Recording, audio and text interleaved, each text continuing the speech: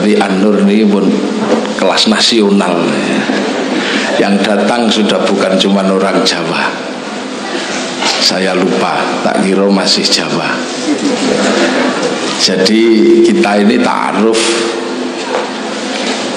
dalam rangka menitipkan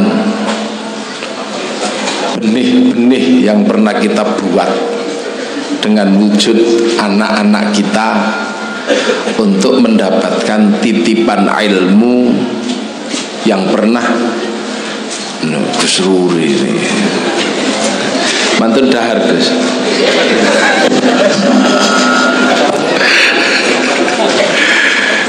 Yang ini tadi yang baju hijau ini kiai, tapi hati-hati suwuknya mati ini.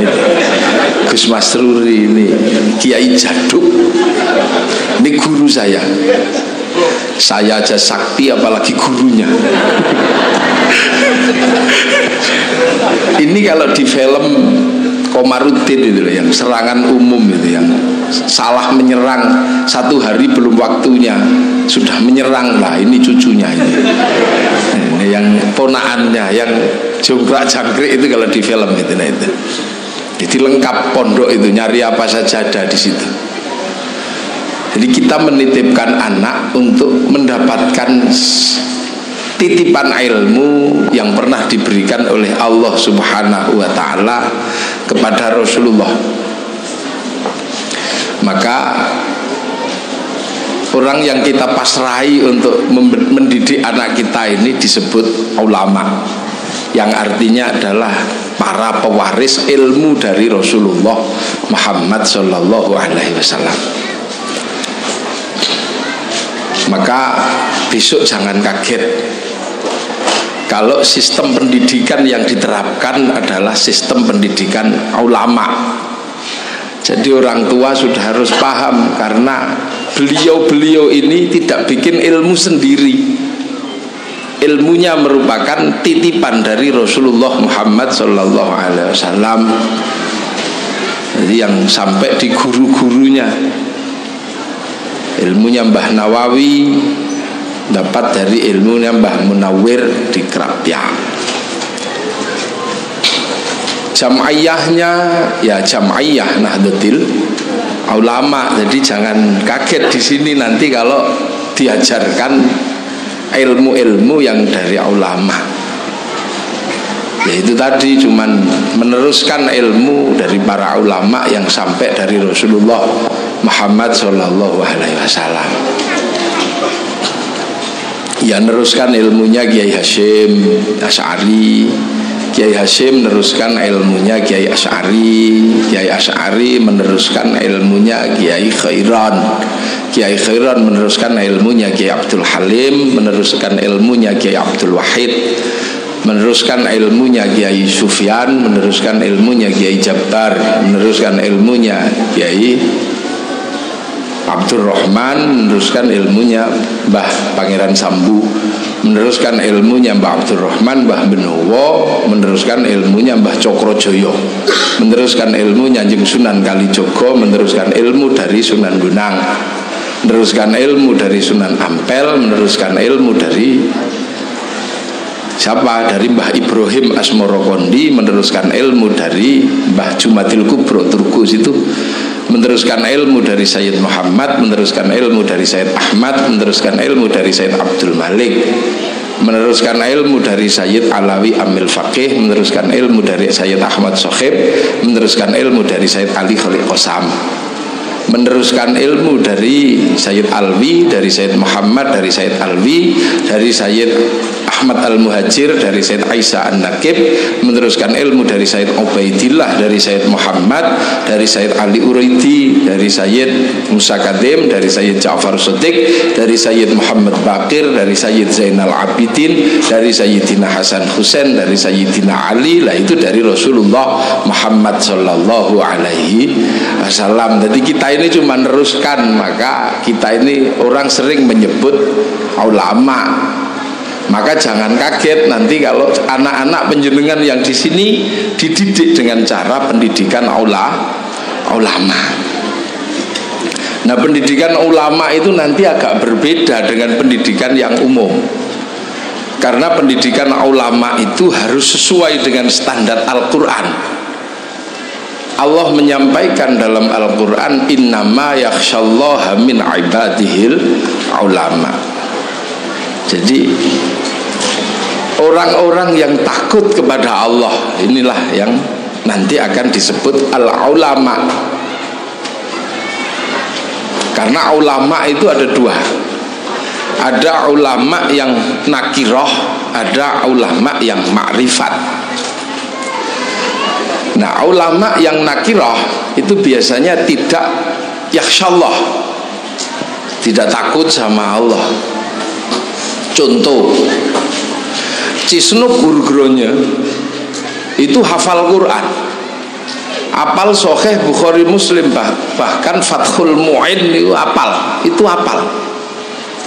Pernah menyamar ke Indonesia dengan gelar Syekh Abdul Ghaffar, tapi dia tidak orang yang iman kepada Allah. Yang terakhir Enemeri Shimel ini bahkan menguasai 28 bahasa dunia. Itu apal Quran, apal Sahih Bukhari Muslim, bahkan apal Kutubus Sittah. Nah, itu orang Jerman. Tapi tidak yakhsyallah, maka Enemeri Shimel tidak pernah mendapatkan pangkat al-ulama. Sidney John waktu ke Lirboyo sowan ke Mbah Makhrus Ali melakukan penelitian. Mbah Makhrus ini ulama, ini Sidney John itu ulama. Karena Sidney John itu apal Quran, apal Sahih Bukhari Muslim, apal Fathul Mu'in, apal Alfiyah Ibnu Malik.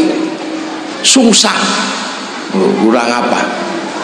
Tapi Bayai Makhrus mengatakan dia bukan al-ulama, dia hanya ulama karena tidak takut kepada Allah, karena bukan orang Islam. Nah, maka kurikulum al-ulama itu biasanya didahului dengan kurikulum yakhsyallah. Jadi mencetak manusia yang dari awal sudah dididik untuk takut kepada Allah. Nah, siapa yang dididik? Ya, anak murid ini agar mendapatkan ilmu dari Rasulullah lewat jalur ulama. Nah, untuk mencetak kader-kader yang yakhsyallah ini kan macam-macam ini. Yang dititipkan penjenengan semua ini kan beda-beda jenisnya. Karena ini tanaman, ini kan tanduran ini. Nisa'ukum harsul lakum, perempuanmu adalah sawah bagimu. Kemudian seorang suami menanam benihnya di sawah. Lah, tanaman ini berbeda-beda. Kalau tanaman itu modelnya Imam Syafi'i yang menanam Mbah Idris, nah itu berbeda. Waktu menanam aja cari bibitnya seperti itu Mbah Idris. Menemukan delima yang hanyut di sungai, itu aja takut jangan-jangan saripati delima yang dimakan hanyut di sungai yang syubhat ini menjadi bahan benihnya anak, sampai mencari halalnya. Nah, sekarang orang bikin anak ini kan bibitnya kadang sesuka hatinya. Ono sing manten anyar mau bikin anak nyolong pitik, itu juga ada. Nah, ini kalau jadi pantat, ibarat ini daging pitik curian ini jadi pantat, itu diajak ngaji juga susah. Mesti muser gitu dah. Dan maka ulama dulu sampai orang kalau sebelum menikah itu ada kitab dua yang selalu diajarkan. Itu kitab dua. Tapi yang lebih sering itu adalah kitab yang kita kenal dengan nama Qurratul Uyun. Ini kitab cara membuat anak. Misalnya kayak ngantuk itu nggak boleh bikin. Karena kalau ngantuk bikin itu anaknya bodoh. Itu diajar dapat habis kapur 1 kilo juga nggak nyantol. Nah, ada yang bikinnya dengan penuh kemarahan. cepet ayo. Itu anaknya biasanya agak keras. Minta apa-apa saiki, minta apa besok, enggak sekarang, muser-muser. Nah, berbagai jenis cetakan-cetakan ini harus dididik di sini. Maka ibaratnya panjenengan ini sedang menitipkan kelapa untuk dikeluarkan santannya. Nah, kelapa itu kalau mau dikeluarkan santannya itu harus diplatoi. Nah, harus diplatoi, ini harus dibuka kulitnya, dikenting, dibuang batoknya, baru ngono diparut pers, itu baru keluar santannya. Itu pun bisa dimakan kalau sudah masuk ke atas tungku. Nah, itu pendidikan dasar untuk mencetak manusia. Maka pendidikan al-ulama contohnya banyak. Bagaimana orang ini dengan pribadi yang takut kepada Allah. Kita nggak pernah bisa membayangkan misalnya Syekh Abdul Qadir Al-Jilani. Ini orang yang lahir saja, sebelum lahir itu puasa Ramadan sudah ikut. Orang puasa, beliau itu di dalam perut Ramadan dia sudah ikut puasa karena ibunya puasa. Keluar itu kalau bulan Ramadan nggak mau menyusu, kalau nggak waktu sahur sama waktu maghrib. Loh, ini orang dengan kualifikasi seperti ini, coba kalau sampai jatuh ke tangan iblis apa nggak medeni orang kayak begini. Maka melihat potensi yang sebesar itu dipindahkan oleh Syekh Mubarak Al-Madzumi. Coba bisa dibayangkan orang seperti ini disuruh puasa 25 tahun sama Syekh Mubarak Al-Madzumi. Puasa Sunan Kalijogo ini udah hafal Quran, tapi diabletnya udah umum. Maka kemudian agar dia menjadi baik untuk mendapatkan ilmunya Sunan Bonang, ini dipaksa untuk puasa 3 tahun menunggui tongkat di tepi sungai. Padahal tongkat itu nggak ada yang nunggu juga nggak ada yang nyuri. Itu. Mbah Hasyim Asy'ari waktu mondok di Mbah Khalil Bangkalan itu ternyata nggak pernah ngaji, tugasnya cuma 3. Jadi kalau Bu Nyai itu mau mandi, itu tugasnya Mbah Hasyim nimba. Kalau Bu Nyai itu mau masak, tugasnya Mbah Hasyim Asy'ari ngambil kayu. Tuh. Nah, kalau Bu Nyai itu mau pergi, maka tugasnya Mbah Hasyim untuk mencucikan pakaian. Maka ketika Mbah Khalil mau ngaji, kok Mbah Hasyim itu datang, Mbah Hasyim Asy'ari datang, "Sim, koyone Bu Nyaimu arep adus mau mandi, timbake." Ya dia nggak jadi ngaji, nimba lagi. Mau ngaji, Mbah Hasyim baru duduk, Mbah Khalil sudah bilang, "Sim, itu Nyaimu mau masak." Ya nggak jadi ngaji, pergi nyari kayu bakar. Terakhir Sim mau kok cincinnya Nyaimu masuk di got, colong cari, padahal ini mau ngaji nggak jadi. Nah, setiap Mbah Hasyim itu selesai nimba mau ngaji, Mbah Khalil langsung wallahu a'lam bis shawab. Jadi ternyata itulah, ternyata apa? Ini pembentukan Kiai Hasyim Asy'ari. Nah, yang ngasih ilmu siapa? Syekh Ahmad Khatib Al-Minangkabawi, termasuk juga Mbah Asy'ari. Jadi ini orang mau dicetak. Nah, kuping yang kita buat ini kan kadang kuping memang tidak suka mendengarkan. Kuping yang jadi anak berangkat dari kuping kita yang kalau mendengarkan orang ngaji pusing. Suwene ini ada. Pantat anak kita ini terbuat dari pantat yang kalau diajak ngaji suka belok-belok. Ya Allah, ya Allah, ya Allah, ya. Nah ini ditaruh di sini. Ibarat orang harus memasukkan ilmu lewat telinga. Lah nek telingane gini-gini ya dijewer. Memasukkan ilmu lewat perilaku tangan gini-gini ya digeser. Maka kurikulum Yakhsyallah ini kurikulum paling berat sekarang. Sehingga banyak sekali ulama yang tidak takut kepada Allah. Nah ini maka kadang saya juga agak keras. Pokoknya kalau ada orang tua anaknya dididik kok anaknya dijewer kok ora terima, ndak terima. Ya orang tuanya jewer genti. Bawa polisi, ya polisinya dikaplok genti gitu aja. Karena ini sistem pendidikan pesantren nggak bisa enggak. Karena kalau orang tidak dididik takut kepada Allah dengan sebuah proses pendidikan tersendiri sebelum dikasih ilmunya para ulama, itu berbahaya karena tidak jadi innama yakhsyallaha, jadinya innama yakhsyallahu. Sing wedi malah Gusti Allah. Itu maka innama yakhsyallaha itu Allah mendahulukan kalimat yakhsyallah. Kenapa? Karena ini akan mendapatkan ilmunya para nabi yang harus menjadi contoh. Kalau dia menjadi ulama ya yakhsyallah, kalau menjadi wali syukur-syukur la khaufun alaihim walahum yakhzanun. Nah, kalau jadi nabi sudah nggak bisa kan gitu. Karena kalau sudah jadi nabi ini uswatun hasanah, kelasnya sudah menjadi teladan. Nah kalau kelas wali itu kan sudah nggak takut apa-apa sudah.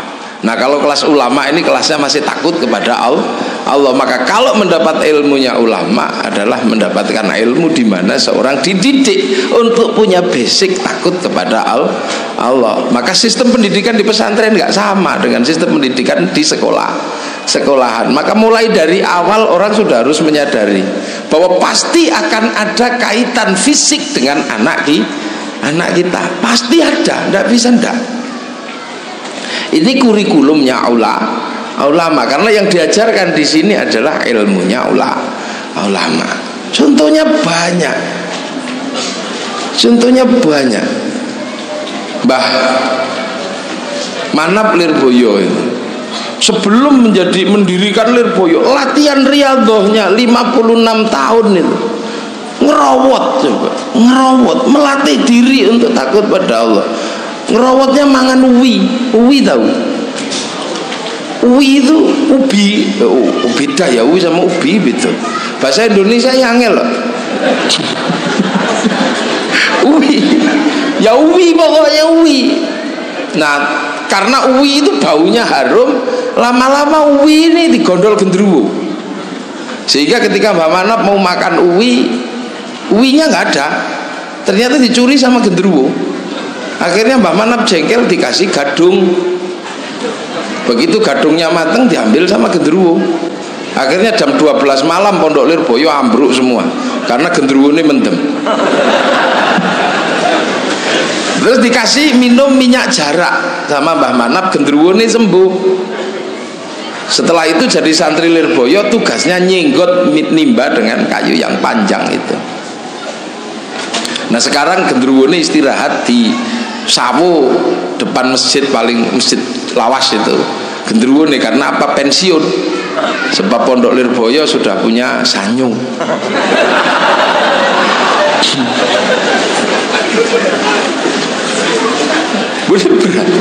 Nah, ibaratnya kita juga ini sedang disuruh mencetak pisau yang tajam. Apa ada pisau yang tidak berangkat dari sistem penempaan? Nggak ada. Jadi itu dipudui gini, kalau digeletaknya gitu tak. Ya jadi besi di pangan karat, ya nggak bisa. Lah terus cetakan ini kan sudah cetakan yang tidak limited edition.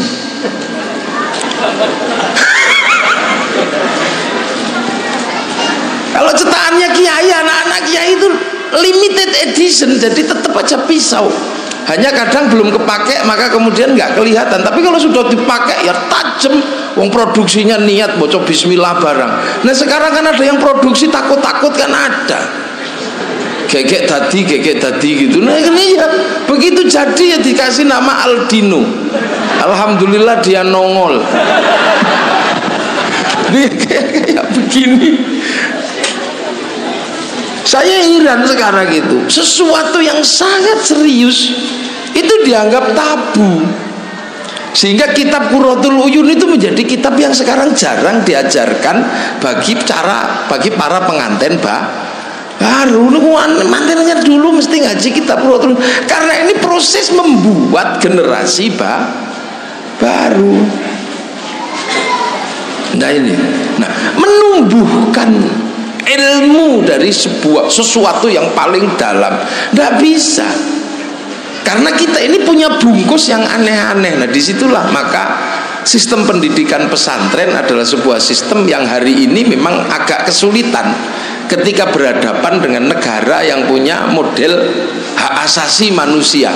Guru jewer murid itu melanggar HAM, padahal kalau nggak dijewer apa sekarang bisa? Ya nggak bisa. Murid sekarang ini Masya Allah. Nah kurikulum ini akan insya Allah tetap berlaku di sini. Jadi orang-orang akan dibentuk, dicetak menjadi pribadi-pribadi yang takut kepada Allah. Tangan biar takut pada Allah ya ditampel.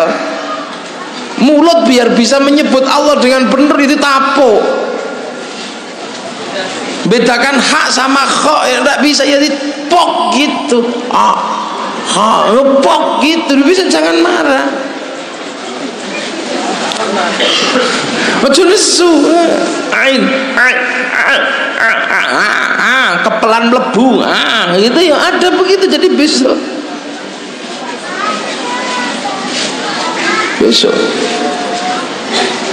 santen ini akan keluar. Kalau tidak diperes ini ya tidak keluar, tidak dipelatok. Lah orang tua dulu itu masih tahu. Begitu santen mau dikeluarkan, dipelatok sama gurunya, nggak buka, lari ke orang tua bantu buka, plak gitu, akhirnya benar-benar terbuka.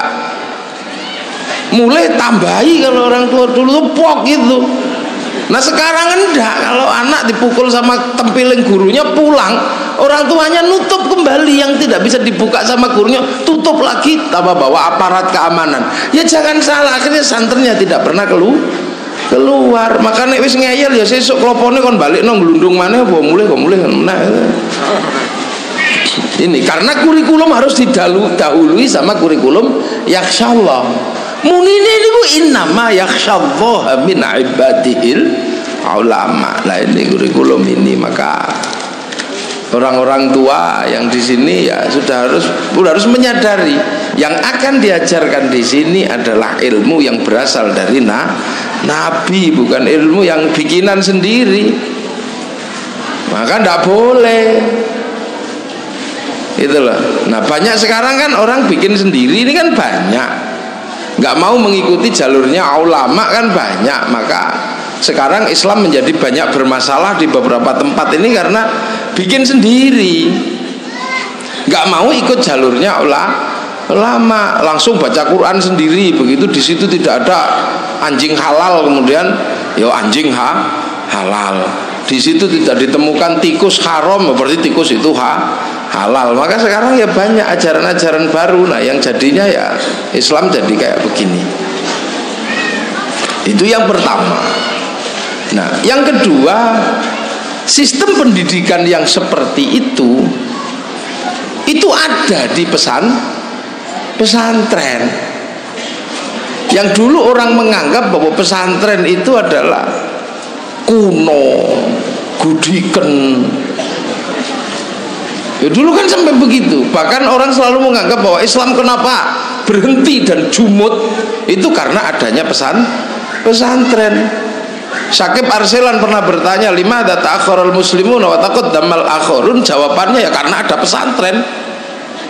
Tapi sekarang terbukti bahwa pesantren ini adalah sebuah sistem mencetak kader-kader yang memang siap pakai ketika dalam kehidupan sehari-hari. Nah kenapa kok bisa begitu? Karena pesantren itu sebuah sistem pendidikan yang hanya ada di Indonesia. Lah ini yang rada aneh. Sistem pendidikan pesantren itu tidak ditemukan di negara manapun. Ini khas Indo. Nih sama jenenge ora jenenge Islam kok. Loh pesantren itu kan bukan nama Islam. Santri itu juga bukan bahasa Arab. Kata siapa santri bahasa Arab? Yang bahasa Arab kan tilmidun, muridun, itu bahasa Arab. Kalau santri itu bukan bahasa Arab. Iya bahasa sini. Orang yang belajar agama disebut santri atau sahastri.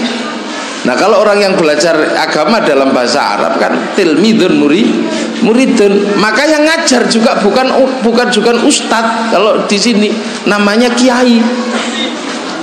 Yang kiai itu juga bukan bahasa Arab. Kiai itu juga bahasa Jawa. Makanya ada kiai itu manusia, juga ada kebo juga kiai.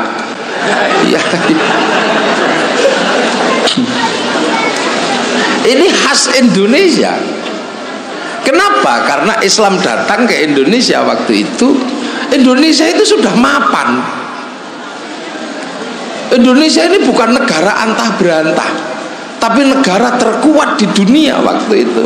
Sistem pendidikannya sudah sangat maju. Universitas terbesar di dunia ada di Indonesia, di Jawa ini terutama Universitas Nalanda. Yang di situ belajar kitab terbaik dua, namanya Negara Kertagama sama Suta Soma. Nah ketika Islam datang ini kan juga bingung waktu itu. Coba Islam cerita tentang Tuhan, ada Tuhan di sini namanya Sang Hyang Widi. Islam cerita tentang surga, juga bingung orang sini. Orang sini itu kalau diceritain surga juga nggak percaya. Kalau kiai datang terus cerita surga itu besok airnya mengalir gitu. Nah orang Jawa kan tanpa ke surga kan airnya juga sudah mengalir banyak.